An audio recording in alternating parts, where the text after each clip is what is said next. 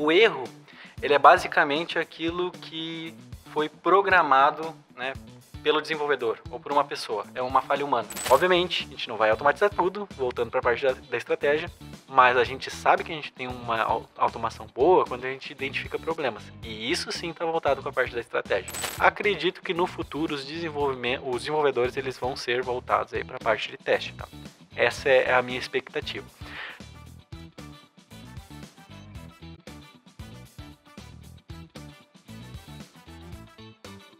Fala pessoal, tudo bem com vocês? Estamos de volta com mais uma edição do nosso podcast. O podcast que é um programa que fala sobre tecnologia em geral, onde a gente já abordou diversos assuntos dentro dessa temática, mas que é produzido pela Testing Company, uma empresa que já trabalha há mais de 10 anos com qualidade de software. Então hoje, fazendo jus, honrando o nosso nome podcast, finalmente falaremos sobre automação de testes e para isso, para me acompanhar nessa missão, o homem está na casa, mais uma vez aqui comigo, Joilson Teles. Presente. Tudo bem, jovem? Tudo ótimo, tudo certinho. ótimo contigo. Tudo certo, 100%. Tudo 100%, principalmente na presença do nosso querido convidado, né? Hoje a gente tá chique, né? Hoje a gente verdade. trouxe o nosso Head de Soluções em QA, Jonathan Klauck. Seja muito bem-vindo, fica bem à vontade. Te apresenta, por favor, e conta um pouquinho do teu trabalho aqui na Teste. Legal. Eu sou o Jonathan Klauck, Head de Soluções aqui da Testing Company, né? Sou responsável, então, por elaborar soluções técnicas para os nossos parceiros, nossos clientes, né? Os leads que chegam na parte comercial. Estou na Testing Company há 6 anos e meio, né? Eu saí um tempo, mas agora eu já voltei, né?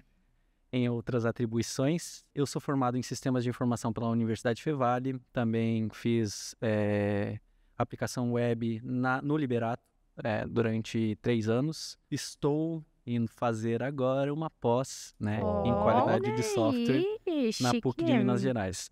Muito bem, adorei. Não é qualquer um, hein? Não, fiquei até nervosa agora. Basicamente esse, então, é o contexto todo, né? Maravilha. Quanto tempo de atuação já, Jonathan, na área? 6 anos e meio. No total? No total, Tá. exato. Na Testing, entre indas e vindas, eu acho que foram 5 anos. Daí tiveram diversas atuações, né? Inicialmente, toda a parte de execução, né? Eu passei por parte de testes manuais, automatizados. Começou com testes manuais. Comecei com testes manuais, depois a gente teve a parte de automação de testes, não era tão difundido, né, a parte de testes manuais, aliás, automatizados aqui na Testing Company, quando eu comecei. E a gente foi migrando para outras soluções ao longo do tempo, né. Mas depois eu fui para a parte de liderança de projetos, né, analista de testes, liderança de projetos, e hoje eu estou, então, na frente, na parte de Head Soluções, elaborando soluções para os clientes aí personalizadas, né? A Teste tem 6 principais serviços. Quando a gente coloca num contexto em que a gente tem empresas de diversos contextos diferentes, a gente tem soluções personalizadas diferentes. Isso exige um profissional dedicado para isso, né? Então, para começar, vamos de base, né? Falar sobre um pouquinho dos fundamentos de automação de testes. E acho que todo mundo aqui já deve ter ouvido falar sobre aquela máxima de que errar é humano. Mas quando a gente fala sobre tecnologia, a tolerância a erros é mínima, especialmente quando a gente fala de qualidade de software. E aí eu já quero começar com uma curiosidade, que foi uma das primeiras coisas que eu aprendi quando eu entrei aqui na Testing, que é a diferença entre erro, defeito e falha, que eu adorei quando descobri isso. E eu queria que tu falasse um pouquinho sobre isso, já contando sobre o que é, de fato, na prática, a definição de automação de testes. Eu vou começar primeiro por essas definições que tu comentaste, tá? Erro, defeito e falha. Não é tudo a mesma coisa? Faz um resuminho para nós, meros mortais, entender, por favor. Claro. Eu vou utilizar como referência para isso.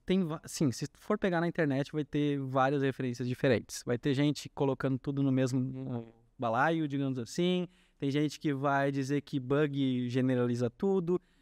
Eu vou usar como referência o Syllabus, tá, do ISTQB. Para quem não conhece, a gente tem várias certificações do ISTQB, né? A básica é o Foundation Level, e quando a gente estuda o Syllabus já tem essas informações lá, né? Então, o erro, ele é basicamente aquilo que foi programado, né, pelo desenvolvedor ou por uma pessoa, é uma falha humana. Então, por exemplo, ele pensou, estruturou uma estratégia na cabeça dele para codificar o sistema, para fazer uma nova funcionalidade ou para corrigir um bug, só que aquilo é um erro, né, de codificação dele. Por quê? Ele pensou a estratégia errada. Tá, e onde entra o defeito e a falha nisso, né? O defeito é um artefato do erro desse desenvolvedor. Socorro! Então, vamos pensar assim, ó, vamos estruturar, né? O desenvolvedor codificou, só que ele pensou na solução errada, certo? Tá. Isso vai gerar um defeito. Aí vocês pensam assim, beleza, tá, mas quase nada de diferença. Não, a diferença é que o defeito, ele não é algo relacionado ao desenvolvedor. O erro, sim. O defeito é algo produzido pelo desenvolvedor. Tá aí onde entra a falha nisso tudo. Peraí, mas então a gente pode dizer que todo erro é um defeito, mas nem toda falha é um... O defeito é ocasionado por um erro, tá? Então, o defeito é o produto de um erro. Tá. E agora, onde é que entra a falha nisso tudo? A falha entra quando a gente encontra esse defeito. E aí vocês pensam, mas tá, eu não encontro sempre, eu não tenho um defeito na minha aplicação, eu não vou encontrar ele sempre. Nem sempre eu vou encontrar esse defeito na minha aplicação. Por quê? Tem diversos defeitos que estão lá que o meu cliente final nunca encontrou. E a máxima de que eu tenho bug zero na minha aplicação é uma premissa errada. Não existe aplicação bug zero. Sempre tem um defeito lá dentro escondido que foi programado pelo carinha que fez um erro. Que foi programado sem querer, né? Ele errou. Ele errou. Ele não programou propositalmente. Não propositalmente, mas é uma Obviamente. solução que gera um erro. Tá. Esse erro gera uma falha, aliás, um defeito, e o defeito, quando encontrado, é uma falha. Tudo aquilo que a gente reporta para o desenvolvedor é uma falha, mas tem uma série de defeitos que estão escondidos dentro do sistema que a gente nunca vai encontrar. Já aconteceu, a gente está saindo um pouco aí do tema de automação de testes, mas só para exemplificar, já aconteceu de a gente encontrar defeitos de coisas que foram mexidas depois de 5, 10 anos. Aliás, falhas, né? Porque a gente encontrou. Então, assim, durante 10 anos era apenas um defeito. E assim que a gente encontrou se torna uma falha. Então essa é... É que nem fazer terapia.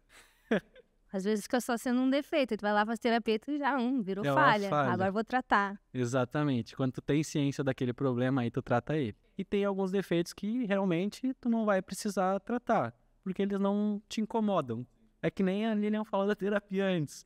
Tem algumas coisas que não te incomodam, então não precisam ser tratadas, né? Tá, mas e daí o bug entra onde nessa história? O bug é um erro, defeito ou falha? Eu diria que é uma falha, tá? Tá diretamente atrelado a uma falha, porque comumente é usado, né? O bug, ele vai ser algo que eu vou reportar pro meu desenvolvedor corrigir. Então, teoricamente, ele já errou. Já reconheceu? Já tem o defeito e eu já consegui identificar essa falha. Então, pelo sílabus é isso, tá? Vou agora fazer um link com automação de testes, certo? Só para explicar para vocês, primeiramente, ali também um pouco sobre automação de testes, certo? Mas antes de explicar, vou falar um pouquinho sobre um livro que é o Explore It, que é da Elizabeth Hendricks, tá? Esse livro, ele diz que os testes, eles não podem ser subdivididos entre testes manuais e automatizados. E o que eu quero dizer com isso? Os testes, basicamente, eles estão separados em 2 etapas. A checagem e a exploração. Então, basicamente, é só isso. É só checagem e é só exploração. Tá, mas onde entram os testes automatizados nisso? Na checagem, quando eu tenho um plano de testes escrito, penso que eu só posso ter uma checagem quando eu tenho um plano de teste. Eu posso fazer ele manualmente e eu posso automatizar esses passos da checagem, certo? Então, tanto um quanto o outro podem ser feitos de maneira manual ou automatizada, né? A parte exploratória não. A parte exploratória, ela envolve o intelecto da pessoa que está fazendo o teste, envolve a bagagem daquele testador, daquele QA, envolve, por exemplo, aquele QA, ele esteve envolvido em diversos N projetos, né? Vai entrar naquele contexto, vai saber já que tem alguma coisa que pode dar problema ali. Então, a parte exploratória, ela não pode ser feita de maneira automatizada, já respondendo algumas questões, tá? Mas a checagem pode. Então, algumas pessoas falam que o termo automação de teste não é correto, mas no mercado é comumente usado. Então, toda e qualquer fala que eu for trazer aqui, eu vou trazer no formato de automação de testes, tá? Mas O cara é preparado, né? Ele fez todo um cenário pra... Tá, não, perfeito. Tu entendeu até aqui, Justo? Eu acredito nele. Não entendeu, não. Eu entendi. Você não tá Eu vendo? Depois confio. vai fazer prova, né? Para complementar, a automação de testes, então, é pegar uma tarefa que eu faço manualmente, Tá. tá? Tanto de design de teste, levantamento de requisito de teste, execução e também o relatório, e eu automatizar esse processo, tá? Isso também é da literatura dos sílabos. É interessante, né? Que se a gente perceber, a gente que está há mais tempo na teste, né? Vê que essa é uma prática que surgiu posteriormente. A gente sempre entra ali mais processos manuais e tal. Então essa é uma prática que veio crescendo e o mercado veio crescendo, né? Claro. Mas quando que essa prática começou a surgir no mercado mais forte, assim, sabe? Tu que tá há mais tempo, tem toda essa bagagem aí que tu começou a perceber que começou a surgir, como surgiu, né? Vamos separar em 4 etapas diferentes, tá? A questão de teste, tá? Nós temos os testes tradicionais, certo? Nas metodologias tradicionais, cascata, né? Antes dos anos 2000, onde a gente tinha uma etapa que era dedicada a teste, etapa de desenvolvimento, etapa de levantamento de requisitos, então era tudo bem segmentado, certo? Depois, quando a gente fala meados dos anos 2000, manifesto ágil, começa a ter essa questão do ágil, né, ser aplicada, a gente tem o Agile Test. Então, teste tradicional, teste ágil, certo? E aqui muda um pouco o contexto, porque eu tenho momentos de interação menor, eu preciso testar mais rápido, eu preciso garantir que as funcionalidades não quebram, e isso eu não posso fazer mais manualmente. Então, os primeiros passos, né, são dados a partir desse momento, né, que o Agile entra. Então, a partir dos anos 2000. O Selenium, que é uma das ferramentas mais antigas de testes automatizados, né, hoje, nesse contexto, no caso, né, ele foi criado em 2004, né, por um funcionário da TalkWorks. É uma empresa que ainda existe, é bem forte, inclusive tem sede aqui em Porto Alegre, né? E foi os primeiros passos que a automação de teste deu, né? Então, a gente nasceu num laboratório dentro dessa empresa, né? Então, os primeiros passos que a gente dá rumo à evolução do teste automatizado, onde a gente utiliza um mecanismo do desenvolvimento, né, dos recursos, das stacks, para poder automatizar ações que a gente faz corriqueiramente e repetidamente, para que a gente possa ganhar velocidade, que é o que o Agile pede, né?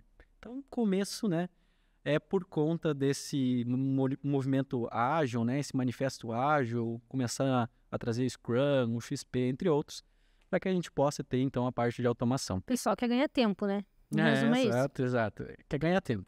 Final das contas. Antes, tu falou uma coisa que me chamou a atenção, né? Da tua trajetória ali na Testing, tu falou que não, em algum momento, não era muito difundido a automação aqui na Testing. Sim. Em que ano, mais ou menos, que a Testing começou a otimizar, automatizar, ou que potencializou a automação de testes? Quando eu entrei na Testing em 2018, quando eu fiz as entrevistas, o Cristiano falou, nós estamos desenvolvendo algumas coisas. Então, em 2018, a Testing já olhava para automação de testes. 2018. Já olhava anterior à minha entrada. Só que eu acredito que não fosse para cliente, né? Não fosse alguma coisa entregue para cliente, né? Para o parceiro. E eu sei que os primeiros projetos que eu participei, ele disse que foi um dos primeiros projetos, né? De automação, foi no ano de 2019, tá? Então, a gente está falando aqui de 5 anos de automação de testes, e dentre esses 5 anos, não só evoluíram as stacks, mas também a expertise interna da empresa, né? Uma stack é uma... É o conjunto de ferramentas, né, que a gente tem para automatizar. Evoluindo essa quantidade de ferramentas ao qual a gente trabalha hoje, a gente não está limitado a apenas trabalhar, por exemplo, para uma ferramenta, para desktop a gente só tem um tipo de ferramenta, né? Para mobile a gente tem um tipo de ferramenta. Então, não se limita mais isso. Hoje a gente já tem a opção open source, mas também tem a opção paga, né? Tudo tem os seus benefícios. Sim.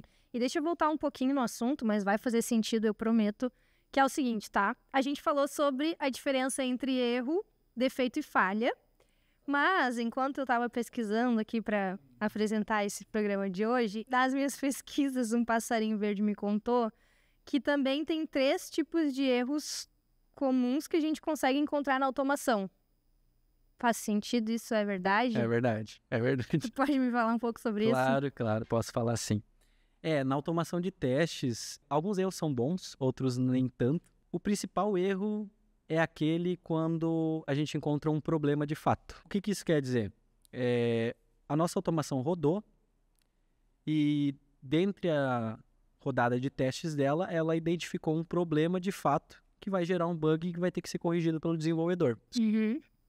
Esse é o ponto que a gente sempre quer encontrar na automação, tá? Depois, né, o outro tipo de erro que pode acontecer, e não é incomum, é de uma funcionalidade ser alterada, certo? Mas a documentação, o teste automatizado, ele não ser alterado. Ou seja, ali está dentro das condições, está dentro das regras de negócio, né, da aplicação, só que como minha automação não mudou, ela vai acabar quebrando por conta disso. Uhum. Então, é uma falha que a gente não quer identificar. Quando acontece uma alteração de uma funcionalidade, o QA responsável pela automação, ou o time responsável pela automação, ele já tem que fazer essa refatoração antes de rodar o teste, certo? Dentro do processo. E o último, que daí é o erro mesmo de fato, é a codificação errônea, né, do automatizador ou do analista de automação, vai lá e codifica errado o teste e acaba causando um falso negativo. Então pode gerar um erro e a gente tem que ficar monitorando lá e de repente pode ser um erro de programação mesmo, ou pode ser um erro de fato que a gente quer identificar, ou pode ser uma regra de negócio. Então basicamente está separado nesses 3 tipos diferentes de erros. Inclusive a Testing tem, né, um produto que faz esse monitoramento, que é o Qualigo, né? De certa forma sim, só que para testes manuais, mais para voltados para testes manuais. Então a gente consegue ver o que é uma melhoria, o que é um defeito, mas não tanto voltado para parte de testes de automação, né? Entendi. Isso a gente até levanta em métricas, pode ser feito automatizado ou pode ser feito, mas exige mais uma questão manual, né? Exige mais que é ir lá, identificar qual que é o problema, Reportar, né? Reportar, exatamente. Tá, e já que tu falou então de teste manual, que tu já disse também que eu já aprendi uma coisa hoje que não é muito correto, testes automatizados e testes manuais, mas vamos usar isso pela convenção da leitura que o Jonathan citou.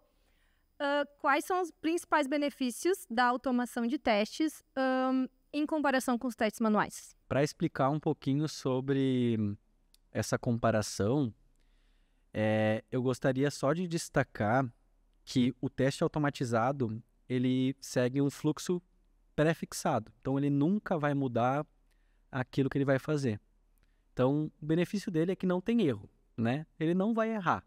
Teoricamente, aquilo que foi scriptado, ele não vai errar. Ele vai fazer, ele vai seguir aqueles passos sempre. Tem uma pessoa só para escrever esse fluxo? Sim, que seria um automatizador, né? Ou um analista de automação, um arquiteto de automação, entre outros profissionais. Esse profissional, teoricamente, ele vai ser responsável por codificar toda essa aplicação e a aplicação de testes automatizados, ela vai rodar de uma maneira que não vai ter erro. A não ser naquilo que a gente falou antes, o humano ou então uma falha de regra de negócio. Já o teste manual, e não confundam pensando que a parte de automação de testes ela vai substituir a parte manual. A parte manual ela é muito importante, certo? Por quê? Ninguém tira o cognitivo, pelo menos não por enquanto, né? Não ainda. Não ainda. De um ser humano visualizar, poder fazer caminhos diferentes enquanto ele está seguindo um roteiro. Não tem nenhuma IA que faz isso, tu tenho certeza. Olha, eu não conheço, tá? Nem dá muita ideia. Né? Eu não conheço nenhuma IA que faça isso. E assim, a partir do momento que a gente tiver esse tipo de coisa na inteligência artificial, a gente vai ter caminhado muitos outros passos. É aí que a IA vai roubar nosso emprego. Não, tô brincando. Não, eu não acredito nisso. Eu acredito que a IA Nós veio também não. colaborar. Nós também. Inclusive, a gente já falou sobre isso aqui em episódios anteriores, bastante sobre a inteligência artificial. Fiquem tranquilos, não vai roubar nosso emprego. Não vai. Tem acho que um podcast muito bom da professora Adriana Neves, que ela fala sobre inteligência artificial, que eu acho que eu levo como se fosse ali um livro de cabeceira, né? Porque ela fala muito bem isso. A gente vai ter que se adaptar, né, à inteligência artificial, mas ela vai nos apoiar e não roubar nossas funções. Sim. É eu com ela. Eu com ela, exatamente. Tô fazendo um combo de tudo que foi dito nos outros episódios. Baita episódio, esse da Adriana. Quem quiser acompanhar também volta lá e dá uma olhadinha. Mas só finalizando ali a parte dos testes manuais, então abre essa possibilidade de ele explorar. Lembra que eu falei anteriormente, checagem e exploração, né? Na checagem mesmo eu posso explorar também. Então, vamos dar um exemplo aqui. Estou testando o meu roteiro de testes, saí, fui fazer alguma coisa, expirou o meu token, vamos dizer assim, lá. Né? Expirou minha aplicação, deu um erro quando eu fui tentar acessar novamente. A máquina nunca vai conseguir fazer isso.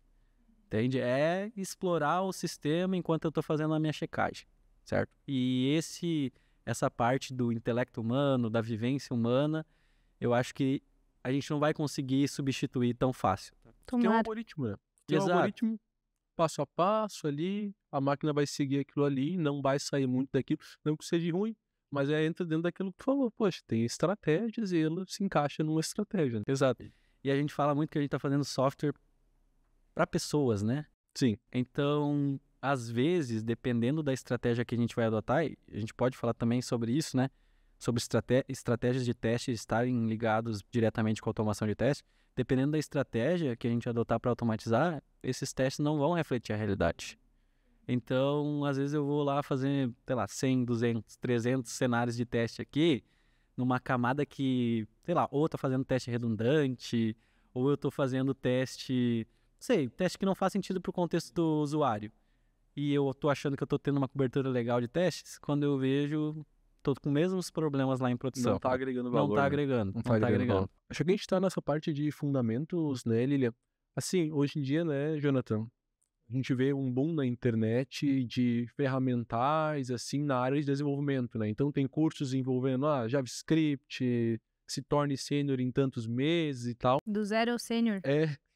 A automação de testes, queira ou não queira, é a maneira que os QAs têm também de se aproximar um pouco do desenvolvimento, né? Ter algum contato, elaborar alguma coisa e tal, não só ficar nos testes manuais, né? Como é que é essa questão de tecnologia? Hoje tu comentou em Selenium, né? Mas a gente tem outras opções, assim, ou daqui a pouco tem opção até demais. A gente tem muitas opções. Tem muita opção. Tem muitas Coisa opções. boa. Alegria. A gente tem várias ferramentas no mercado, certo? A gente tem, vou citar algumas aqui, por exemplo, o Catalog com Test Complete, o próprio Selenium, o Cypress, tem o Playwright, tem várias ferramentas de mercado, né? E sim, é uma aproximação do desenvolvimento, mas eu estava até pensando assim, o que eu poderia dar de dica para quem quer começar na área, sim, né? importante. Antes, quando eu estava formulando algumas coisas para falar aqui, e eu pensei, primeira coisa, lógica de programação. Mas daí, sabe o que me bateu na cabeça? Várias dessas tecnologias que eu acabei de falar aqui, muitas vezes elas não precisam ser codificadas. Elas são low code, que a gente diz, né? Pouco desenvolvimento, certo? Então, Selenium IDE, por exemplo, tá? É um tipo de automação. Não é tão robusto, mas se o cara quer automatizar, ele pode sem saber lógica de programação. Então, eu acho que, voltando para essa seara, tem muita tecnologia. Se a gente está falando de testes baseados em script, que é isso que tu comentou, né? Que tem o Selenium WebDriver, né? Tem o Kotlin, o próprio Kotlin, tem o Test Complete, tem o Cypress, são várias linguagens que a gente utiliza com esse tipo de, digamos assim, linguagem, testes baseados em script, né? Sim, sim. A gente pode se aproximar, sim, do desenvolvedor. E aí, sim, a gente precisa, então, saber um pouquinho sobre orientação a objeto, né? Um pouquinho mais sobre linguagem de programação. E aí, eu separo também essas novas automações que a gente está vendo aqui. E tu mesmo não gosta muito de algumas linguagens que o pessoal automatiza, Sim. mas que são tendências. Por exemplo, o JavaScript, né? Que é uma linguagem Perfeito. que tu não gosta muito, né? Essas linguagens, elas são mais fáceis, elas não são tão fortemente tipadas, né? Então, acaba facilitando também no processo de desenvolvimento. O que é fortemente tipado, né? Eu já ia Deve perguntar, tu tirou as palavras Como da minha vocês boca. sabem. O que acontece, né? Algumas linguagens, elas são necessitam que a gente tipifique como eu posso dizer, a variável que eu vou utilizar. Não, entendi perfeitamente. Por exemplo, eu preciso dizer que isso aqui é um copo, entendeu? Até eu entendi. Vamos lá. Que na verdade é uma caneca. Mas eu não Pode ser. Caneca, é isso aí. Se eu for botar para uma linguagem que não é tipada, eu só jogo lá dentro e digo assim, ó, Isso é um objeto. isso é um Descubra. objeto. Descubra o que que é. Isso aqui, ele Hashtag mesmo descubra. trata. E o que que acontece, né, gente? Com linguagem fortemente tipada, se tem às vezes um ponto e vírgula errado, já tem muito problema. Então o que que acontece? O pessoal que está começando na área às vezes prefere uma linguagem mais fácil de se trabalhar. E o JavaScript é uma porta de entrada bem legal, sabe? Então, apesar Aceita. Pra quem gosta, Aceita, Jesus. cada um. mas não é assim, apesar de eu ter automatizado já em Cypress, automatizei na camada de integração com HTTP e Ruby, automatizei também no Teste Complete, Selenium com Java e C Sharp. Eu não gosto tanto também de JavaScript, tá? Ah, que Mas lindo. assim- Vocês acharam aí, ó. Viu? Mas assim, isso eu acho que é gosto pessoal aí de programação de cada um. Tá, mas se tivesse que fazer um top 3 linguagens. Não vou entrar nesse mérito. Ah, gosto por pessoal, favorzinho. Pô, a gente vai entrar numa briga aí, e eu acho que eu já falei muitos contextos que vão gerar polêmica. Enfim, é isso A aí. gente gosta. Não, é porque de fato, né, Jonathan? Tu falou tanto em estratégia e tal. Assim, às vezes a linguagem, ela não é o ponto central, né? Às vezes a framework não é o ponto central. Às vezes eu posso ter a melhor linguagem e o melhor framework. Se aquilo não agrega valor, posso botar posso botar uma linguagem paga, o teste complete, sabe, né? O teste complete é muito caro. Quanto é que tá hoje em dia? Olha, salvo engano, eu acredito que esteja $2.000 uma licença. Um abraço pessoal aí na equipe do Teste Complete que Dólar. acompanha nosso Smart programa Bear, Smart aqui. Bear. É, esse aí mesmo. Beleza. Até aqui a gente falou bastante, tu pôde apresentar tuas habilidades técnicas ao longo da tua carreira profissional.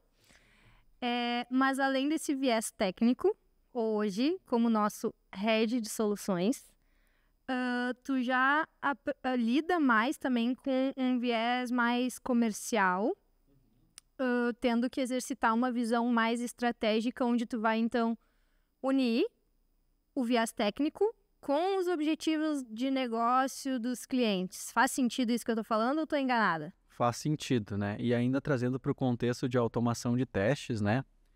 Nessa parte comercial, muitas vezes o pessoal ele procura a gente já com a ideia definida de que querem automação de testes para dar celeridade no processo deles. Algumas vezes faz sentido no contexto, sabe, do pessoal, e a gente já começa um trabalho de identificar qual que seriam as melhores ferramentas, né? Um trabalho de se adaptar ao processo deles, ou até mesmo executar, né, a parte de automação de testes. Enfim, até faz contexto no sentido. Mas muitas vezes, algumas pessoas que procuram a gente, alguns clientes que procuram a gente, eles não têm nenhum processo de qualidade instituído e querem automatizar. Às vezes não tem processo instituído e querem automatizar utilizando já a inteligência artificial. Denúncia. Né? Então, é muito comum isso, porque se vende no mercado que a automação de teste a gente já falou anteriormente, que é como se fosse a bala de prata, exatamente. Como se fosse a bala de prata, que vai resolver todos os meus problemas, que eu vou ter que gastar menos com alocação de recurso, que eu vou conseguir rodar os meus testes mais rapidamente, que vai ser mil maravilhas. E eles vêm, às vezes, procurando isso, né, com a gente. E aí a gente tem um trabalho de educar, né? Às vezes o cliente ou né, esse potencial parceiro, de mostrar para ele que tem algumas etapas antes que seria interessante tu seguir para que então tu possa implementar a automação de testes, né? Seria interessante primeiro tu ter uma etapa, então um processo bem definido de qualidade, ter um time de qualidade interno, ou então ter etapas definidas para que tu possa implementar um processo de automação de testes. Por que eu digo isso, né? Porque pode acontecer de a gente implementar a automação de testes, que é o que o nosso cliente está pedindo, e cair em desuso depois. Seja porque o time dele não consegue dar sustentação para essa automação, seja porque, enfim, problemas com a tecnologia. Já vi o pessoal falando do sistema legado, né? Querem automatizar esse sistema legado que vai ter Explica pro migração. pessoal, por favor. Essa eu sei de verdade, tá? Eu juro que eu sei. Mas o que é um sistema legado? É um sistema que foi codificado há muito tempo, está no mercado com uma tecnologia, às vezes, que não é tão atualizada. Então, na verdade, tem gente que diz que o sistema legado, assim que foi desenvolvido, já é legado. Tem pessoas que falam isso, né? Boa, boa. Mas a gente costuma dizer, uma boa prática, que é um sistema que é mais antigo, um ERP mais antigo, tem 30, 10, 15 anos, sabe? E tem como testar também, né? Sistema legado. Não, tem como testar sim. Só que o ponto que eu tô trazendo é que muitas vezes o pessoal quer automatizar um sistema que eles vão migrar posteriormente. Não faz sentido. Vai migrar a aplicação, quantos anos vai ficar utilizando o teste? Vai valer a pena isso? Um retorno financeiro legal? Vai ter que migrar o teste depois aqui, né? Vai ter que migrar o teste, vai ter que codificar de novo. Então, E deixa eu te perguntar, né? Deixa eu tentar formular aqui na minha cabeça. Usando essas skills, então, de toda a tua compreensão das questões técnicas que os clientes trazem, dessas demandas técnicas, com esse viés comercial, objetivos de negócio e tal. A gente já falou aqui, né, tu mesmo falou antes, né, sobre que essa questão que às vezes as pessoas entendem a automatização do teste só como querem acelerar, entregas rápidas, e não é só sobre isso, mas é também sobre isso, né? Então, como balancear essas necessidades de curto prazo, que são as entregas rápidas, com essa questão que se refere ao planejamento? assim, como tu disse, né? Quando a gente já tem uma estrutura onde está propício a gente automatizar testes, também é um processo. E é um processo que ele pode levar um tempo para ter um retorno, digamos assim. Porque tu tá lá fazendo teus cenários manualmente, né?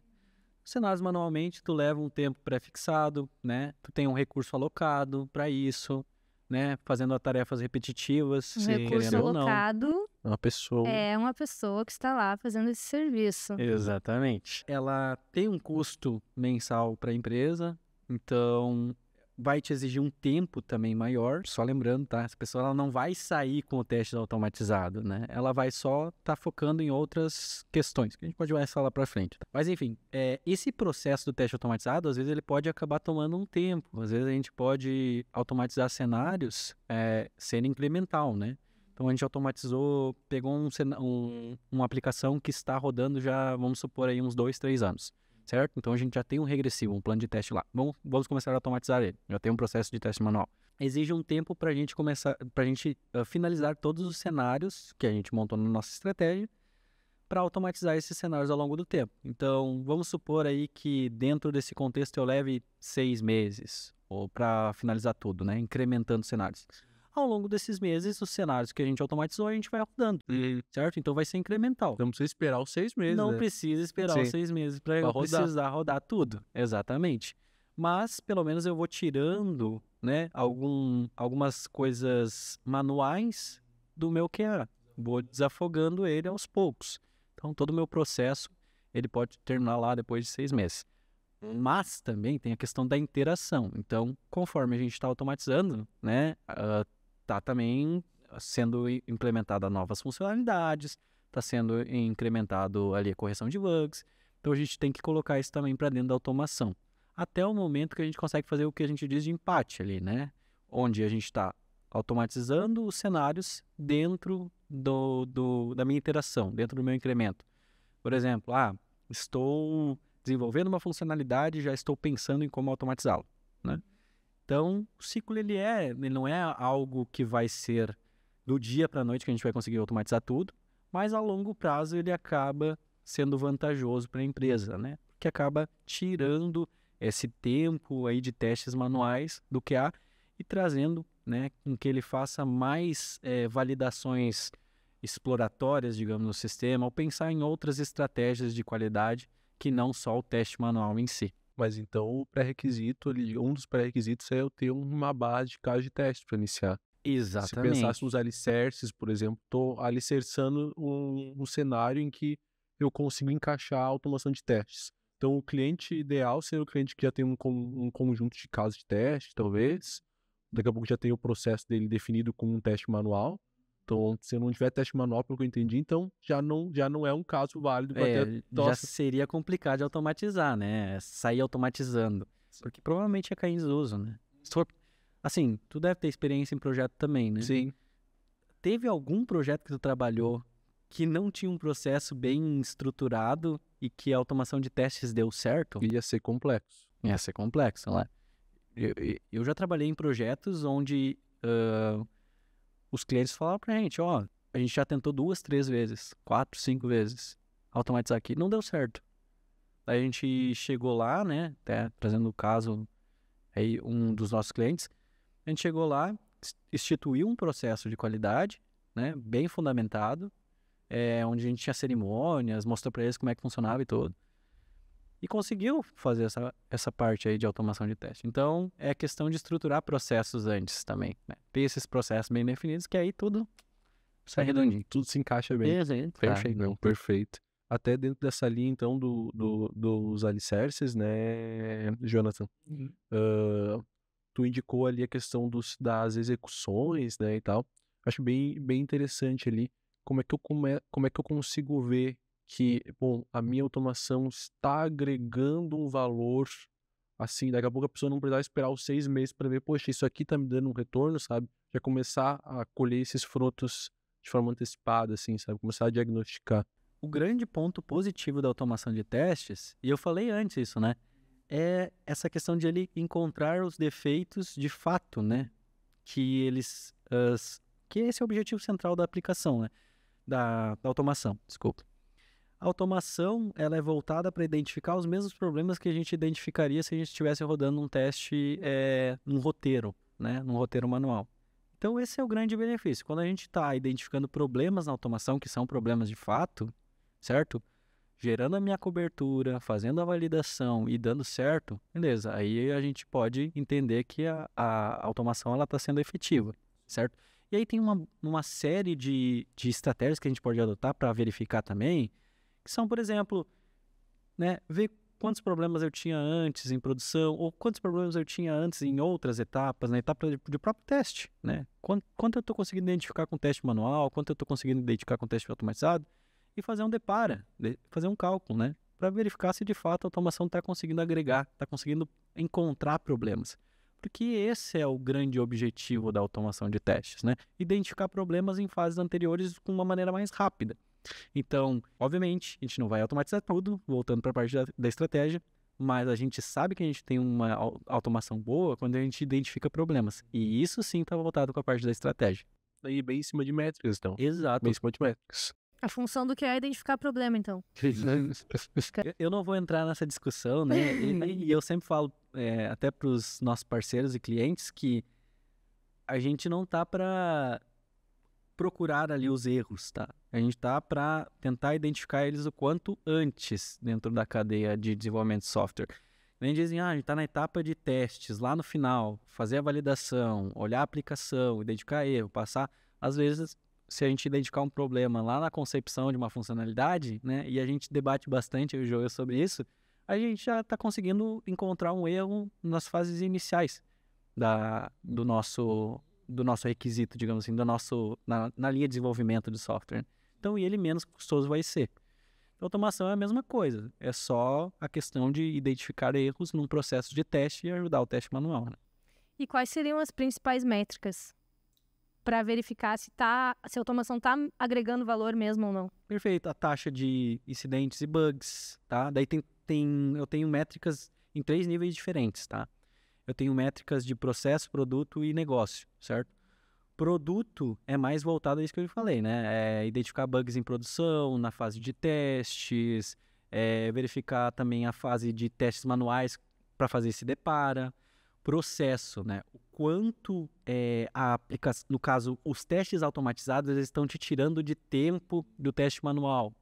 Então, isso também é uma métrica interessante de se mostrar para o gestor. Ó, antes eu parava o meu time uma semana fazendo um freezing de funcionalidades aqui, uma semana de 10 profissionais. Bota isso em horas. São 40 horas, né? 40 horas na semana, vezes os 10, são 400 horas que eu tenho. agora eu consigo rodar o meu teste em 16 horas. Tá? Quanto isso é de porcentagem de teste que eu consigo alcançar? A gente falou antes que não é sobre acelerar tudo, mas não tem como negar que é ganho de tempo, né? Não, com certeza. Tu ganha um tempo muito grande, E principalmente... tempo é dinheiro, né? Literalmente. Com certeza. Porque tu bota o negócio rodar a noite toda. A gente nem falou de paralelismo de teste, né? 16 horas, mas tu pode distribuir isso em 2 máquinas e aí tu tem 8 horas de teste. Então, é possível fazer isso também. É 24/7, então tu consegue botar de madrugada, consegue botar no final de semana. Então, tu tira esse tempo, digamos assim, imagina, são 400 horas. Pega o valor que tu paga por hora de um profissional, né? 400 horas. E investe isso em automação de testes. Claro, o tempo vai demorar um pouco, mas depois daqui a meio ano, daqui a um ano, tu vai ter um retorno financeiro grande, porque tu vai conseguir fazer essa cobertura maior, né? Tu vai tirar esses QAs de fazerem esses testes repetitivos e manuais e fazer com que eles encontrem problemas que a automação não encontraria. Então, não estou tirando o trabalho desses caras ali. Eles podem continuar trabalhando. Eles passam a focar no que mais vai agregar.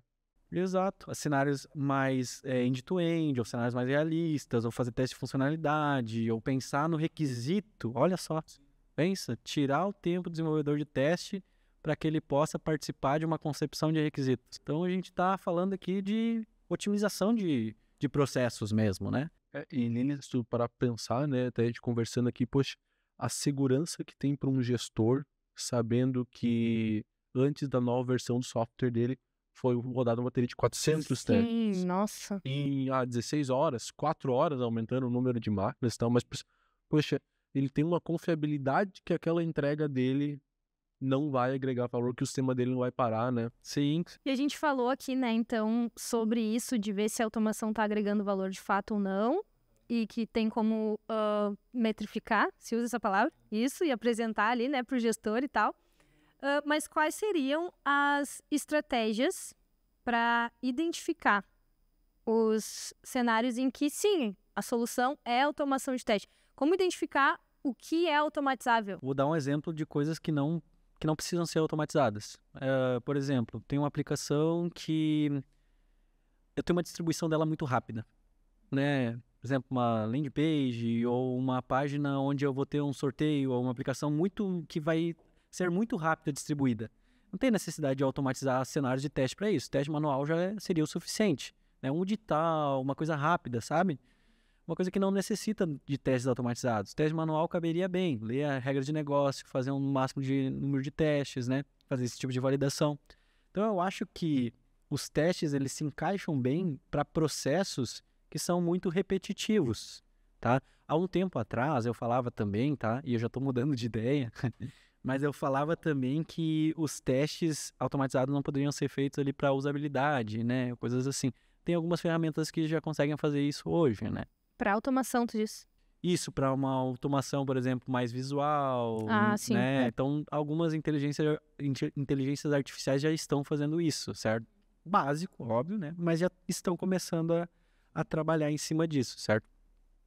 Mas antes eu também costumava comentar que esse tipo de teste era algo que a gente não fazia scriptado, certo? Com script. Aquele script básico, né? Que eu falei, ou usando linguagem JavaScript, ou utilizando Java, entre outros, tá? Script é aquele do Caminho Feliz? Não? Não. Quer explicar para nós o que é Caminho Feliz, já que eu falei? Eu explico o que é caminho feliz. E que acontece também nos testes automatizados. A gente pode ter ali parte do caminho feliz de um teste, vamos supor assim, o usuário vai fazer uma compra, certo?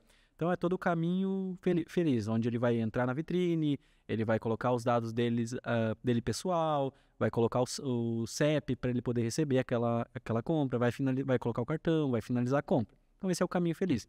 Qual que seriam os outros caminhos, né? Que seriam os caminhos não felizes, digamos assim, e são os alternativos. Vai ter um problema por causa do CEP, ou o CPF deu problema na hora de cadastrar o teu... Cartão vencido. Isso, pode ser também, que é ruim, né? Fatura estourou. Exatamente, são cenários que não são felizes, né? Perfeito. A gente estava falando, né, então, sobre como identificar os cenários em que a solução é automação de testes, e eu queria te perguntar como escolher a ferramenta adequada, a ferramenta correta para cada projeto, que vai, acredito eu, Me corrija se eu estiver errada, mas vai variar de um para o outro, né? Sim, tem assim, ó, a variação depende do contexto do cliente, obviamente. O que a gente leva em consideração, geralmente? Qual que é a stack que ele já utiliza internamente? Então, às vezes não faz sentido, às vezes eles querem que tenha o apoio do desenvolvedor deles para o pessoal de testes fazer as validações posteriormente, enfim. A gente pode escolher uma linguagem que é similar ou parecida ou até a mesma que eles utilizam, certo? Então, isso é um dos fatores que ajudam a gente a identificar qual que seria a melhor ferramenta para se trabalhar. Obviamente, quando não se tem essa restrição, né, o que a gente faz? Tenta trabalhar com ferramentas que estão estáveis no mercado, certo? Que já estão há bastante tempo no mercado, ou que são de fácil aprendizado, já estão mais estabilizadas ou fácil aprendizado. Depende muito de qual que é a senioridade dos profissionais que tem já dentro da empresa, né? Depende muito de qual que é a familiaridade que eles têm com essa linguagem. Então, tudo isso ajuda a decidir, né, qual que seria a stack que a gente vai utilizar. E esse sempre é um processo que a gente não impõe, pelo menos aqui na Testing Company, a gente não impõe para o cliente. A gente não fala assim, ó, a gente utiliza só essa ferramenta e deu. A gente mostra, nós temos essas tais ferramentas para resolver o teu problema. Essa pode te dar esse benefício, essa aqui tem essa desvantagem. Ah, que legal. Às vezes tua aplicação tem problemas, né? Não problemas na aplicação, mas tem coisas que a gente tem que resolver, né? Eu vou dar um exemplo. Tem aplicações que têm o uso de biometria facial, né? A famosa biometria facial, tá? Faz sentido a gente automatizar isso? Qual que é a ferramenta que conseguiria lidar com um bypass desse tipo de funcionalidade, né? Então, a gente precisa pensar nisso quando a gente vai escolher a nossa stack, né? E falando em aplicações, então, que podem ou não ser automatizadas, a gente falou sobre isso aqui antes, né, Joilson? Sobre desktop, mobile. Ah, sim. É porque, poxa, a gente tá observando uma inversão de uso de tecnologia, né? Então, há um tempo atrás, quando a Testing começou no mercado, né, tu tinha a maior parte dos dados trafegados, por exemplo, a partir do computador, né? Hoje em dia, se tu vai ver, hoje a maior parte dos dados já estão na linha mobile, né? Sim. Só que não só na linha mobile, tu tem uma Smart TV, tu tem uma aplicação que tá rodando, sei lá, um smartwatch e tal. Poxa, hoje, que dispositivos ou que coisa tu vê assim, poxa, o mercado tá demandando automação nesses dispositivos, ou poxa, isso aqui o mercado às vezes quer, mas poxa, a gente não tem ferramenta hoje para isso, sabe? As duas principais ferramentas que se utilizam hoje, né, e até, assim, o que se pede para automação de testes, certo? E antes de falar dessas duas ferramentas, eu também gostaria de falar que antes mesmo de aprender uma linguagem, antes mesmo de aprender estratégias de teste, a gente tem que conhecer qual que é a ferramenta, qual que é a aplicação que a gente está fazendo essas validações. Show. Uhum. Então, nas minhas pesquisas lá, eu identifiquei que a API REST é uma grande parte do pessoal que quer automatizar isso, tá? Interessante. E aplicações web. Então, essas duas são o top 2, certo? Depois vem outras aplicações, mas essas são as principais. Né? Essas duas tecnologias, essas duas aplicações, elas exigem tecnologias diferentes para a gente automatizar. Mas também a gente precisa saber como é que elas funcionam. Então, por exemplo, uma API REST. Você vai querer automatizar uma API REST, tu não faz ideia do que é um post, ou do que é um get, ou do que é um endpoint. Realmente não faz. Se tu não faz ideia disso, tu não tem como automatizar, entendeu? Porque tu vai ter que pegar esses elementos para poder fazer esse teste, para poder entender sobre esse teste. Então, basicamente, a gente tem que aprender sobre ferramentas antes, tá? E dentre essas ferramentas que eu comentei anteriormente, né?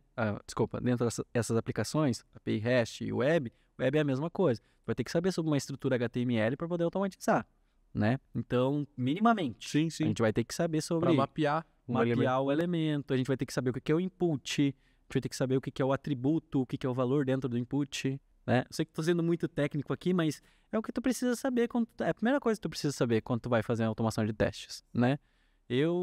Minhas primeiras experiências lá no início... Tu ainda lembra?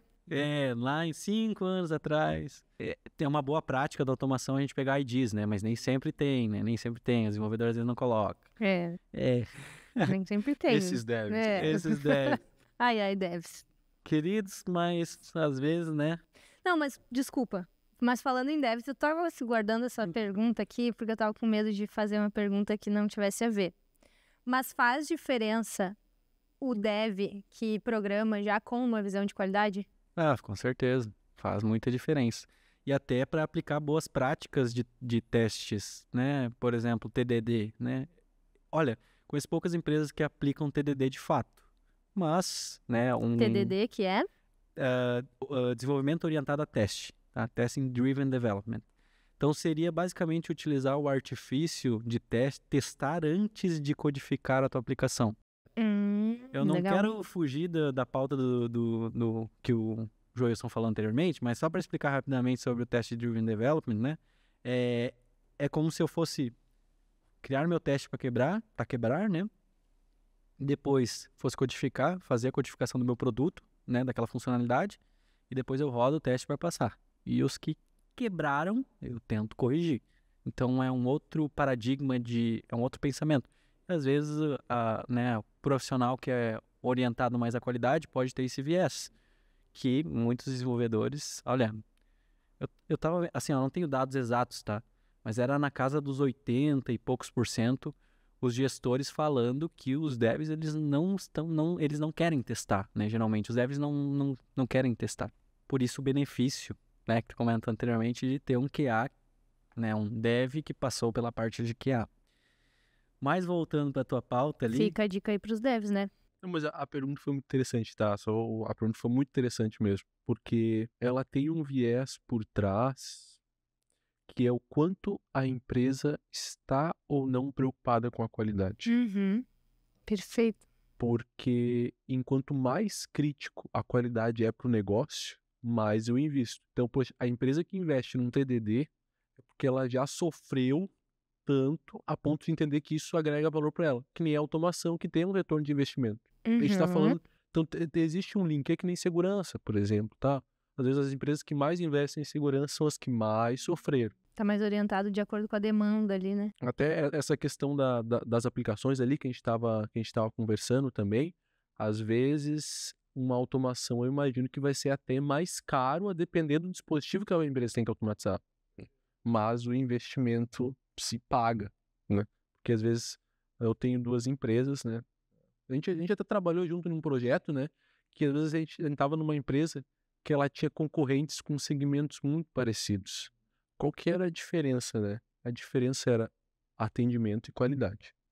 Com certeza. Né? Então, assim, poxa, se o meu software funciona, se eu tô na empresa que o software não funciona, eu faço uma portabilidade, pronto. Não tem complexidade nenhuma. É por isso que se paga, né, Jana? Voltando aqui, voltando à questão dos dispositivos, né? Eu acho que tu queria finalizar, né? Não, exatamente. mas se tu quiser complementar ali sobre os dispositivos... No contexto que a gente estava, era em específico mais tanto web quanto mobile. Até eu achei muito interessante quando tu trouxe a questão da API REST, né? Porque normalmente quem automatiza o web, a web é consumida pela API REST. Então faz muito sentido, né? Mas eu até pensei, Jonathan, que mobile ia aparecer, tá? Pois nos meus estudos não Que apareceu interessante, tanto. Não muito apareceu interessante. tanto. Mas assim, ó, eu vou dizer... Mas assim, isso é achismo meu, tá? Por que eu acho que ele não está num dos primeiros, certo? Eu acho porque as aplicações móveis, elas não são tão complexas, tá? Quanto as aplicações web, né? E principalmente as APIs. Às vezes tem muita regra de negócio na API. E às vezes também automatizar aplicações mobile se torna muito, assim, inviável, dependendo de quais funcionalidades tem. A gente vê hoje o pessoal testando, por exemplo, o que eu falei anteriormente, ou biometria facial, ou importação de arquivo, ou qualquer coisa nesse sentido dentro da aplicação mobile, manual, e no teste automatizado a gente tendo que fazer bypass dessas funcionalidades. Até que ponto isso é legal, entendeu? O que a gente quer testar, o que a gente quer validar? Não sei até que ponto isso é interessante, tá?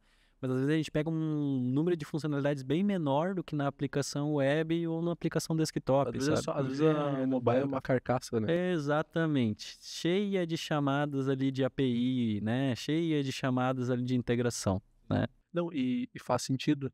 Poxa, como é que eu vou automatizar algo que não foi feito para ser automatizado?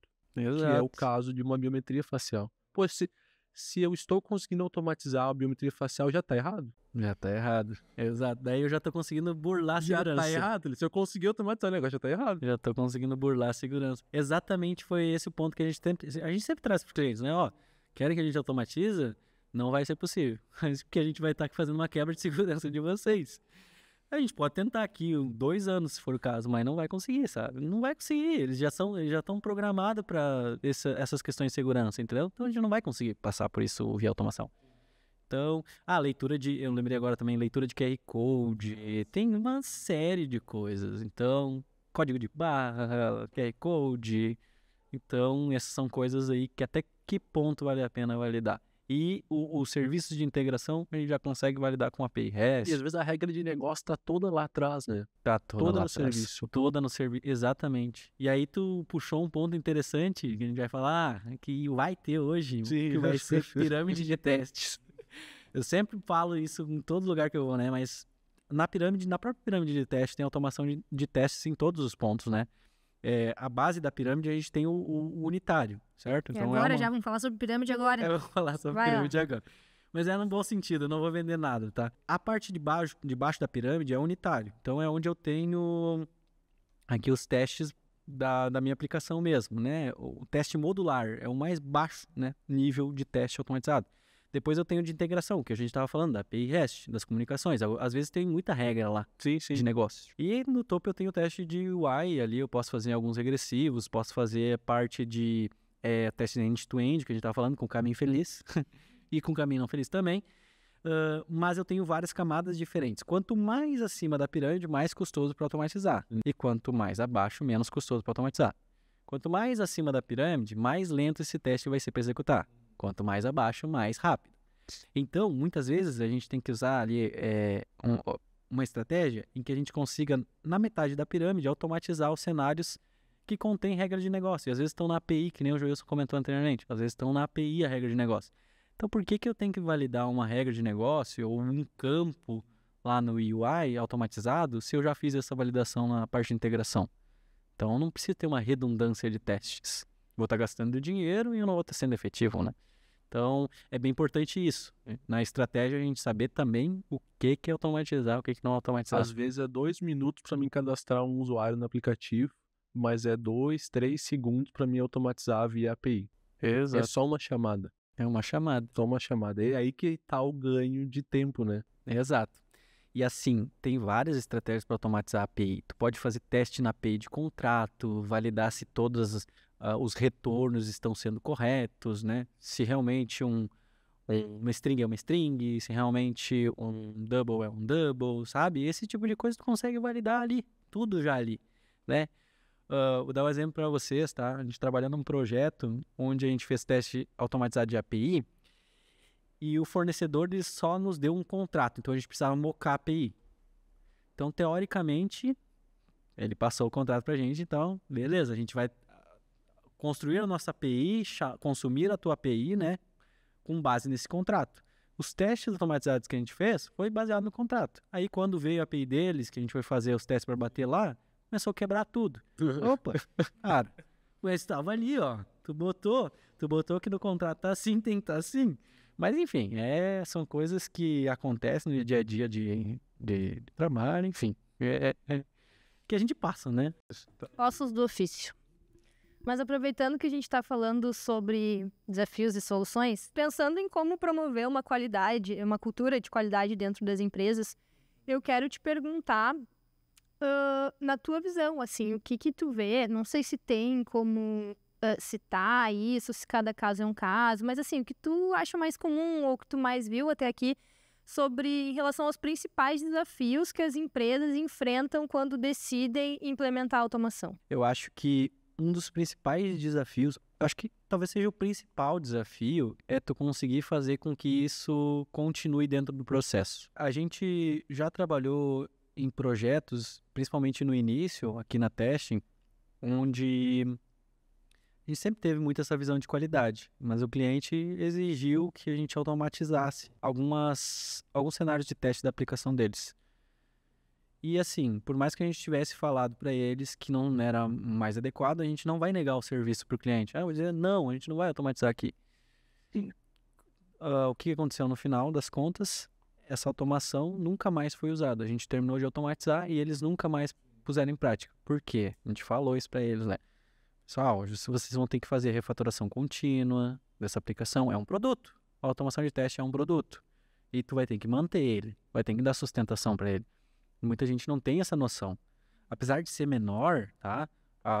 Do que um produto convencional, né? Um produto de fato, né? Uma ferramenta ou uma aplicação, é um produto que tu tem que manter. É um produto que tu tem que monitorar. Tem que estar dentro do teu processo, porque ferramenta por ferramenta não resolve nada. A gente sabe disso, né? Automação por automação ela não resolve nada. Ela tem que estar bem estruturada dentro do processo. Então, esse é o principal desafio, tá? Fazer com que a automação ela percorra o processo de uma maneira sustentável. Eu gosto de usar esse termo, sustentável, porque é isso mesmo, né? Tu vai ter que trabalhar no dia a dia com ela, tu vai ter que fazer com que ela te gere aquilo que ela foi feita para gerar, que é reportar incidentes, né? Ter incidentes, né? De fato, bugs encontrados antes da fase de produção. Então, tu precisa que isso funcione bem com o teu time. Precisa ter alguém para dar sustentação, precisa alguém para incrementar novos testes, precisa ter alguém que acompanhe isso. E a gente nem falou sobre esteira ainda de CI/CD, né? Mas dá para automatizar alguns processos ainda de testes automatizados. Mas falando mais voltado... Dá para automatizar ainda mais. Dá para automatizar ainda mais. Até a entrega dos testes dá para automatizar. Automatiza tudo. Esse é o principal problema, tá? Eu acho que é muito voltado para processual. Tem também problemas de... às vezes acontece dentro das empresas, como eu disse anteriormente, tentam implementar e não conseguem. Tentaram 2, 3, 5 vezes e não conseguem. Pode ter o viés técnico também. Então, tem uma pessoa que não conhece muito de automação de testes, daí vai escalando a automação, aí vai se deparando com um problema lá na frente que não pensou no passado, ou vai construindo uma arquitetura de sistema que não suporta ter mais cenários de teste. Lá no começo do episódio tu falou, né, sobre a divisão que acontecia em relação a produtos e a processos. Então agora tu tá respondendo, me corrija se eu estiver errada, que então os desafios eles são mais recorrentes na fase que se refere à parte processual. Principalmente quando eu tô falando mais voltado para testing, tá? Para testing company. Porque hoje o know-how técnico a gente tem. Então a gente consegue automatizar, a gente já coloca isso dentro de uma esteira de CI/CD, a gente já coloca isso dentro de um controle de versionamento, a gente tem melhores práticas de desenvolvimento da arquitetura, como design pattern, né? Como page objects, entre outros, para poder escalar isso. Então, os desafios técnicos aqui na empresa não são grandes, tá? Aqui na Testing Company. Por isso que eu trago para vocês que os desafios processuais sempre são o que foge do nosso controle. E é o que a gente precisa ajudar o cliente, né, a estruturar, né? Então, por isso, a gente tem até hoje um serviço, né, justamente para isso, para estruturar processos, que a gente consiga colocar a automação de teste a rodar e que ela seja sustentável. Mas, obviamente, né, Lili, a gente também tem outros problemas técnicos, às vezes, na empresa, né? Tem uma pessoa lá, contratei um QA, vou colocar ele para automatizar, não bota para estrutura, ou também estratégia, que a gente falou anteriormente, faz um pouco parte do processo, né? Vou automatizar qualquer coisa aqui. Vou automatizar os testes de caixa branca aqui caixa preta, e vou colocar, por exemplo, os testes de range. Vou testar o mínimo e máximo dentro de um campo no UI. Estou automatizando na camada errada. Primeiro estou automatizando na camada errada e pode ser que eu não impliquei nenhuma prática legal ali. Então, é um desafio técnico que as empresas também enfrentam. Colocam uma pessoa que às vezes até tem um pouco de experiência, mas não tem uma bagagem muito grande. Isso também pode ser um problema, tá? Não, até, Jonathan, é muito interessante isso, né?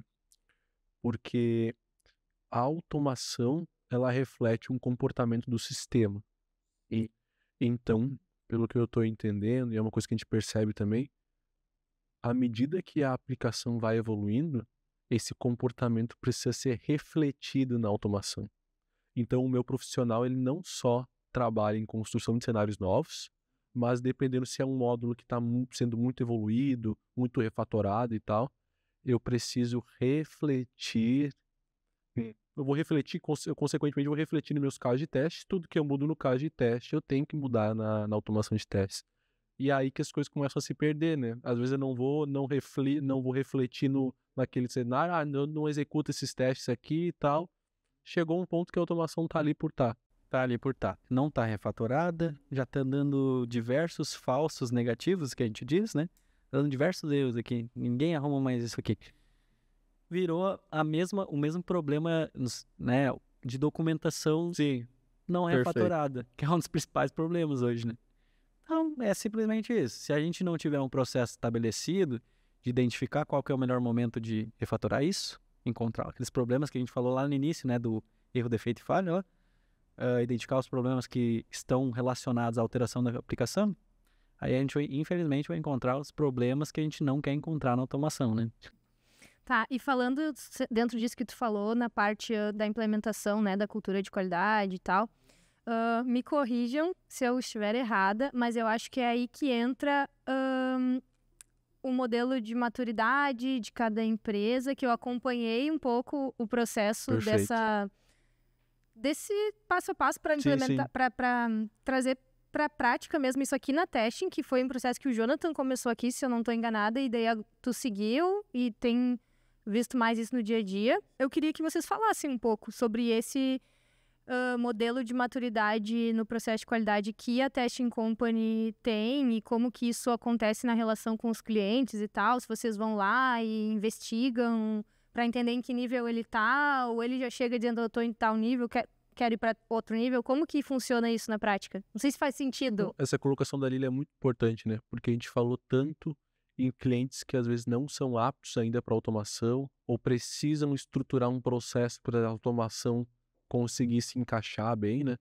Então acho que é bem importante, né, Jonathan? Tu principalmente que o Jonathan tá mais na linha de frente ainda, né? Ou seja, ele tem o primeiro contato com o cliente e já começa a perceber os primeiros gaps às vezes, processuais, né, Jonathan?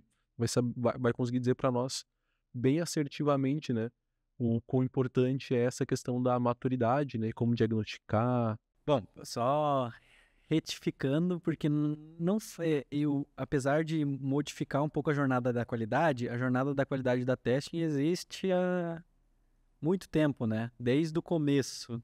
Só que só foi aprimorada agora, tá? A várias mãos. Sim, estive à frente, mas sempre com acompanhamento ali do pessoal, né? Para a gente poder elaborar um processo baseado no CMMI, mas é a jornada de qualidade da Testing Company, que ajuda a evoluir o nível de maturidade e qualidade dos nossos parceiros, né, nossos clientes. E entrando agora na pauta de fato dessa questão de uma consultoria, como se fosse, né, de qualidade, quando eu identifico que é necessário um cliente ter uma consultoria, quando justamente ou ele não sabe muito o que ele procura, certo? E principalmente, tem uma estrutura de qualidade interna já. Tem ali um time ou tem um gestor, aí eu acho que faz mais sentido a gente colocar isso. Porque senão, se não tem equipe de qualidade, o nível é zero. Então não tem nem o que diagnosticar. Mas também tem gente que procura testing para implementar, né? Claro, aí tem a parte de implementação, né? Mas a consultoria em si de processo de qualidade Para quem já tem. é olhando o que tu já tem, né? Para poder seguir. O que é o balizador para a gente identificar que a gente vai levar para um lado de consultoria? É o quanto o cliente sabe do que ele precisa, quanto a estrutura do cliente está adequada, né? Os processos que ele consegue estruturar lá dentro e principalmente quando ele quer ter uma visão do que está acontecendo. Porque pode acontecer muitas vezes de ele não ter uma visão do que está acontecendo na equipe de qualidade dele. Tipo, ele sabe que tem um problema, mas não sabe de onde está vindo? Ele não sabe de onde está vindo. Às vezes ele não sabe nem o problema que ele tem. Entendi. Às vezes ele sabe que tem um problema macro aqui. Vamos dizer que o problema macro é Muitos bugs. muitos bugs em produção. Mas, cara, o que está resultando nisso? Qual que é a causa raiz? Aí se faz um trabalho, o Wilson conhece bem, né? Pode até falar, de entender as dores do cliente por setorização, né? Aquela dor tem uma gravidade, né? Tem um grau de impacto, então tem uma categorização, um agrupamento. E assim, eu já tive feedbacks de clientes, né? Falando mais assim, né? Que eles não tinham ciência de alguns problemas que tinham no processo deles. Então, além do trabalho de consultoria de gerar sugestões, ele também abre os olhos, né, daquele gestor que às vezes não tem a ciência do que está acontecendo no processo, certo? Claro, a gente saiu um pouco da seara da automação, mas isso também engloba a automação, né? Às vezes eles acham que o time deles está muito... não está muito enxuto, né? Tá com bastante gente, daí vem com a solução de testes automatizados, e a gente tem que modificar um pouco esse pensamento dentro da estrutura dele, como isso vai se encaixar. Mas a ideia central é essa, né? Se o Joilson quiser complementar, né? Falar mais alguma coisa. Não, mas eu acho que é bem interessante o ponto que a gente até recentemente trabalhou junto num caso, né, Jonathan, em que se tinha um processo de homologação que levava uma semana. Os times, Lilian, eles paravam. Eu tinha o quê? Eu tinha diversas squads. As squads, imagine toda uma, sei lá, vou chutar assim, não sei quantos devs tinha, vou chutar 15 devs, mas não sei, tá? Um chute, pessoal, um chute. Imagine só eu parar por uma semana os profissionais. No máximo eles vão corrigir, pegar os bugs que vier e tal. Mas imagine eu parar o meu setor de desenvolvimento para fazer os testes do mês. Claro, tinha muitos bugs em produção, tinha várias coisas, mas o gestor estava pensando, poxa, para onde eu vou, entendeu? Agora tu pensa, tá, uma semana por mês. Daí tu coloca todos os profissionais que vão estar envolvidos e todos parados. Daí tu faz isso vezes 12. E tu vê uma aplicação que está há anos no mercado. E o gestor assim, poxa, olha, eu sei que é ruim, mas se eu tirar é pior. Me ajudem. Daí vai a gente lá fazer um diagnóstico, poxa, por onde vai começar, piri, pororó, junto com o Jonathan e tal. Uma das sugestões foi justamente a automação de teste, assim. E essa fase de diagnóstico, ela leva em torno de quanto tempo, mais ou menos? A fase de diagnóstico, tá, ela pode variar. Tende a mais ou menos no primeiro mês ali de trabalho, ela seguindo durante o primeiro mês, pode se estender um pouco, né? Mas o principal é o tamanho, às vezes, do meu setor. Às vezes eu tenho um setor que vai ter 60 pessoas. Então, às vezes, eu tenho que conversar com mais profissionais e tal. Assim, claro, eu tô dando um exemplo de se fosse um setor de tecnologia muito grande, né, Jonathan? Mas assim, no primeiro mês ali a gente conversa com algumas pessoas, já gera alguns materiais e tal. Porque às vezes não são 60 pessoas, são um setor menor, assim, né? Mas já a gente que participou disso, a gente já sabe a quantidade de coisas que são descobertas, né? A automação de testes é uma das coisas que às vezes a gente já vai diagnosticar como sendo algo necessário, né? Não só isso, né? Consultoria é bom para dar essa visão para o cliente, né? Mas não só isso surge, né? A gente saiu um pouquinho da linha, mas eu acho que foi interessante. Acho que é válido, com certeza. Gente, a gente precisa encaminhar pro final. Tá, sim. A conversa tá ótima. Mas encaminhando pro final, eu queria saber um pouco assim... Queria ouvir vocês falando um pouco sobre tendências futuras. O que tu observa no momento atual, assim, em relação à evolução da automação nos últimos anos? Sim. Quais são as mudanças mais significativas que tu observou e o que tu acha que tá vindo aí? Para fazer, então, esse fechamento, né? Vou trazer de novo, né? Testes tradicionais, antes dos anos 2000, testes ágeis, 2000 até ali 2015, 2010, DevOps. Depois a gente tem disso, certo? DevOps está se falando muito, né? Está se falando muito, mas está começando a entrar outra era, digamos assim, que é o Digital Testing. Agora nós vamos aprender. Ainda bem que eu tô fazendo inglês. Já deixa eu pegar a minha... Chique, achei chique. Que seria a quarta era da parte de testes automatizados, né? A gente tem, então, o tradicional, o ágil, o DevOps, né? Entrega contínua ali, né? Teste contínuo. E depois nós temos essa era aí digital dos testes. Dentro dessa era digital, que é tendência no futuro, se fala muito na parte de inteligência artificial. A gente já falou aqui hoje sobre isso e não tem como fugir muito, tá? O que eu venho notando nas ferramentas de mercado que estão atribuindo inteligência artificial, certo? Atualmente. Estou notando que ela é muito mais um apoio para o desenvolvimento do que em si ela fazer as tarefas dos testes, ou elas gerarem artefatos de teste que um humano faz de fato. É muito mais voltado, então, ali para uma inteligência que consegue trazer o que seria a melhor alternativa para uma codificação. É muito mais voltado para codificar low code, né? Ter codificação em blocos, já vi automações em codificação em blocos. Algumas automações também voltadas para essa questão de visualização mais design da aplicação, certo? E aí, como fazer esses parâmetros eu ainda não estudei. Mas o conceito central existe, tá? Ferramentas, elas estão sendo aplicadas no mercado. E como qualquer ferramenta inicial, ela tem os seus problemas inicialmente, né? Então, a gente viu a inteligência artificial ela se difundir depois das LLMs, acredito, né? Que são linguagens de texto mais formal. Tipo o ChatGPT, né? Tem o Gemini, tem outras, né? Que tem outros algoritmos ali de linguagem de IA. Mas a tendência é forte. E agora que a gente está conseguindo ver isso, as ferramentas do mercado estão se adaptando. Então, assim, o que eu imagino para essa digital testing, né?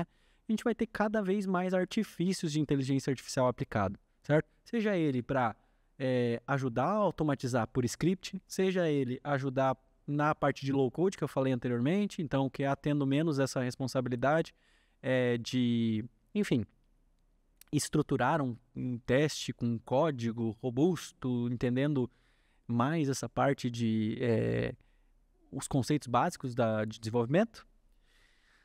Mas também eu queria fazer não só para a parte de automação de testes, eu queria fazer mais uma provocação mesmo, né? O que é a tendência do futuro, certo? A tendência do futuro é que os nossos QAs, cada vez mais, eles não sejam um papel específico. Jonathan, então quer dizer que a gente vai perder o nosso posto? O que eu entendo que vai acontecer futuramente? Vai haver uma migração. A gente vai ser engenheiro de qualidade, ou a gente vai ser engenheiro mais voltado para desenvolvimento. Então, eu acho que os papéis de desenvolvimento e qualidade vão se atrelar. E junto as ferramentas vão estar também. Então, cada vez a gente vai mais para um contexto de desenvolvimento. Hoje não dá... É muito difícil a gente ser QA e não saber tecnicamente sobre a aplicação que a gente está testando. Cada vez vai ficar mais difícil. Ainda a gente tem muitos resquícios do passado, né? No teste tradicional, o Agile Test, o DevOps. Mas com essa digital teste, né? Essa era digital do teste, eu acho que cada vez mais o papel vai se modificar, certo? Ou eu vou ser um cara que vai scriptar ali inteligência artificial para poder me ajudar, né? Ou eu vou ser um desenvolvedor que vou fazer os testes. Eu acho que a qualidade ela não vai ser mais um papel, e sim, eu acho que ela vai estar num contexto de desenvolvimento pro próprio desenvolvedor. E todo mundo vai ser responsável. Isso a gente faz hoje, isso a gente já fala hoje, tá? Que a qualidade é a responsabilidade de todos, só que a gente tem esse segmento de papel. Acredito que no futuro os desenvolvedores eles vão ser voltados aí para a parte de teste. Tá? Essa é a minha expectativa. Só que entre isso acontecer, tá? De fato, e o que nós temos hoje, eu acho que é uma lacuna bem grande, tá? E eu acho que essa era da inteligência artificial, ela vai durar muito tempo até que a gente tenha outra coisa, certo? Que eu não faço ideia que possa ser, né? Mas enfim, eu acho que vai perdurar muito tempo e a gente tem um caminho muito longo. Se até hoje a gente tem empresas que não conseguem aplicar o Agile, né? Então, quem dirá nessa nova leva? Então, eu acho que o papel que a gente tem hoje vai se perdurar por bastante tempo, a gente vai ter que se adequar, porque uma vez que isso aqui se instalou, não tem mais volta, tá? Digital Test se instalou, não tem mais volta. A gente não vai conseguir retroceder. algumas vão ficar um pouco para trás. E essa é a vantagem competitiva do mercado que cada um quer. Então tá, muito bacana. Adorei nossa conversa de hoje. Obrigada, Jonathan. Obrigada, Joilson.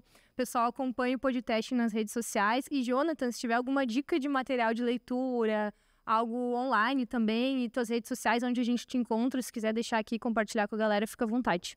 Legal, legal. Assim, primeiro que eu indico é a leitura dos sílabos, né?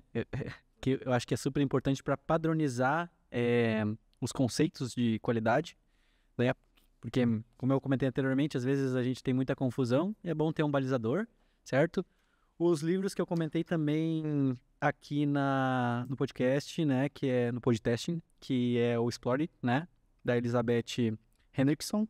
E também o livro sobre Agile Testing, que fala um pouquinho também dessa primeira etapa ali que eu comentei anteriormente, dos anos 2000, início da automação de teste. Porque, como eu disse anteriormente, é importante a gente entender da onde veio e por que surgiu para utilizar ela melhor no futuro. E nas minhas redes sociais, se vocês quiserem seguir, eu tenho o LinkedIn, né? Com o meu nome, Jonathan Clark. Quiserem entrar em contato, falar um pouquinho sobre automação de testes, estou sempre disponível. Maravilha. Muito obrigada, Jonathan. Valeu, pessoal. Acompanhe os próximos episódios e valeu. Até mais. Valeu, pessoal. Tchau. E aí, gostou do episódio? O podcast é produzido pela Testing Company, uma empresa que se dedica a garantir qualidade e confiabilidade nos produtos de software. Com mais de 14 anos de experiência, a Testing Company oferece soluções personalizadas para diversos segmentos de mercado, como financeiro, saúde, indústria, varejo, tecnologia, entre outros. Confira os links na descrição deste episódio e acompanhe de perto todas as nossas novidades.